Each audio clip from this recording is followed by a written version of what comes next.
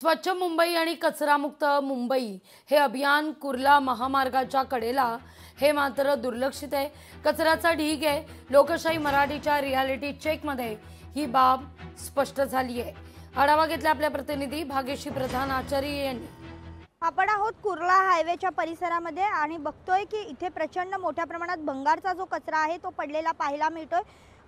अनेक वेळेला ज्या आहेत त्या गाड्या 3 वेळेला फिरतात असं सांगितलं जातं, मात्र जर गाड्या 3 वेळेला फिरतात तर एवढा मोठा कचरा इथे पडेल का असा प्रश्न जो आहे तो सर्वसामान्य नागरिकांना पडलेला पाहायला मिळतोय।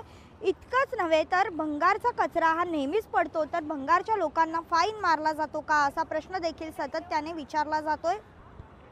एकंदरीत जर बघितलं तर हा हायवे आहे आणि स्वच्छ मुंबई सुंदर मुंबई असा नारा देणाऱ्या मुंबईतच अशी अवस्था असल्याचं पाहायला मिळतंय। प्रचंड मोठ्या प्रमाणात कचरा इथे साठलेला आहे।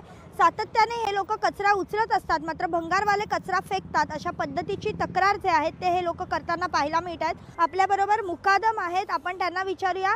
मुकादम दादा, काय सांगाल? 3 वेळेला तुम्ही म्हणता कचरा गाडी इथे येते, 3 वेळेला कचरा गाडी येऊन सुद्धा एवढा कचरा कसा पडतो? सगळे भंगारवाले आतमधून सलम एरियामधून येते, सगळे भंगारवालेचे एनडी लोक येतात, फाईन मारतात, त्यांना पकडल्यानं त्या लोकांना फाईन मारतात। ते माहीत नाही, नाईटला मी नसतो, मॉर्निंगला असतो।